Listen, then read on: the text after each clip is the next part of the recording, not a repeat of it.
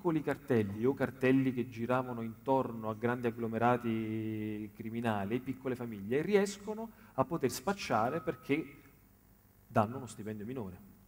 Le aziende, come prima si diceva, entrano in crisi e quindi c'è necessità della liquidità. C'è necessità anche addirittura che loro possano stare dietro.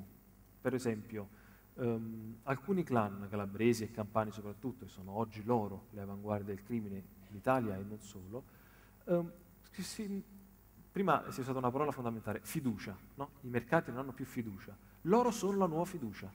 Cioè un'azienda si apre, inizia a fare affari, entra in crisi, loro si presentano e per esempio ti garantiscono, ti danno fiducia perché ti garantiscono che loro distribuiranno un prodotto.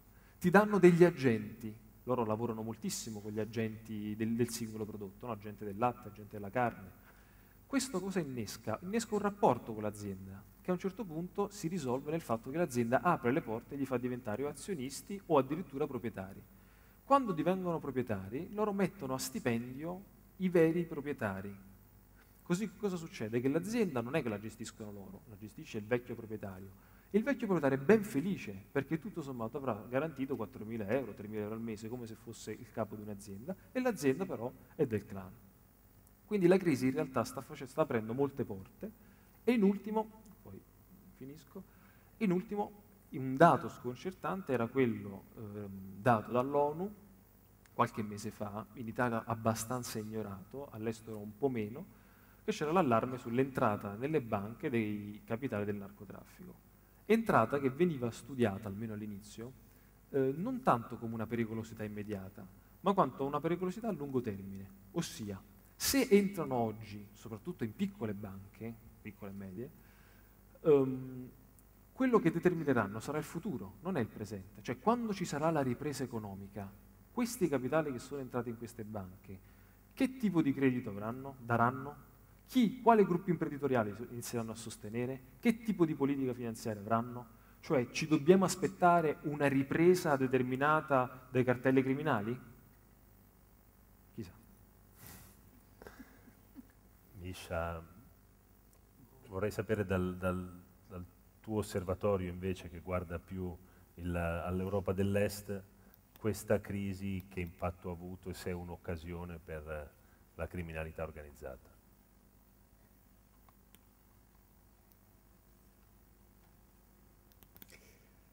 Well, I think before we look at the economic crisis, let us look at the two things which converged beforehand.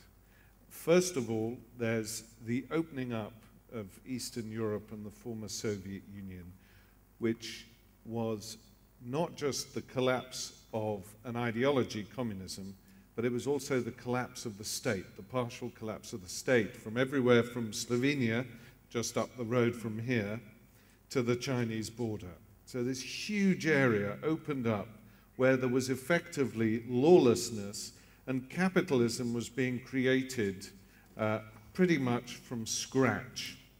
And these areas, because there was a state of collapse, didn't have the police forces or the judicial system to deal with this.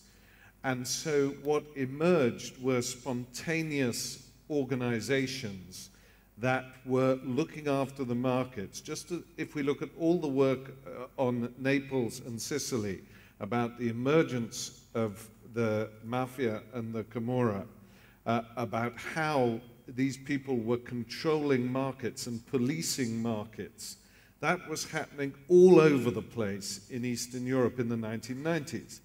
Now, Eastern Europe was then followed by other areas, by South America, where you had fairly protectionist economies opening up under the pressure of the United States and the European Union and Japan as they were promoting globalization. South Africa, India, China, all these areas were going through immense social and economic and political transformations. And at the same time, we had the emergence of financial capital, the movement of huge sums of money, hitherto unimaginable around the world. And so you've got a culture in the West of money being sacred. You had oligarchs all over the rest of the world with connections to organized crime and also believing that money was sacred. You got this creation of the super rich around the world where the morality was, to be perfectly honest, dubious. We see this now once the crisis has come, because some of the worst cases are emerging as a consequence of the crisis. And I would like to point out the case of Bernie Madoff, the investment banker on Wall Street in New York, who was seen as a god for more than 20, 30 years because his investment scheme paid so much money to investors. He was in fact a crook. Not only was he a crook, but by his own admission, he stole $60 billion. Now, I want us to stop and think about that, because that puts this one man and his family, Bernie Madoff, up there with the Colombian cartels, the worst of the Russian organized crime, and the 'Ndrangheta in Italy as the top earners of organized crime all over the world. And so what we saw was a criminal culture that was affecting all sorts of parts of the world. Then you get the crisis. What does organized crime do? Well, as both Loretta and Roberto have pointed out, they have to adapt to the new circumstances. Now, in these circumstances, ordinary people who are having to pay off the investment banks for their scandalous behavior through tax revenues, ordinary people have less money to go out and buy drugs and sleep with prostitutes or whatever it is else they do, which organized crime is servicing a lot of the time. So those sectors of the organized criminal economy which depend on commodities go down. Those sectors which depend on the supply of money, as Loretta and Roberto have been talking about, they go up. And then there are two other sectors which benefit from the economic collapse. The first, which is an absolutely enormous industry that Roberto has written about very eloquently in Gomorrah, is counterfeit goods. According to the European Commission, the counterfeit industry around the world is now worth about 500 billion euros a year.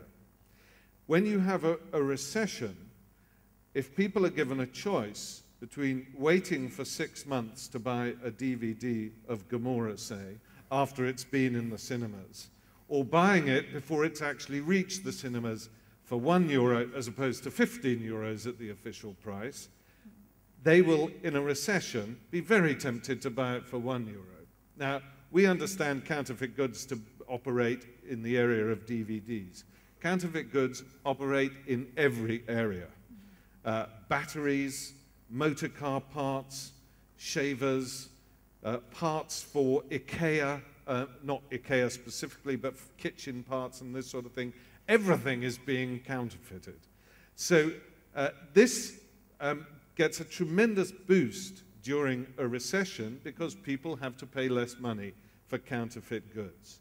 And the other area where we see a huge rise is the area of cybercrime, where what we've seen in the past 5 to 6 years is that traditional organized crime groups have realized that the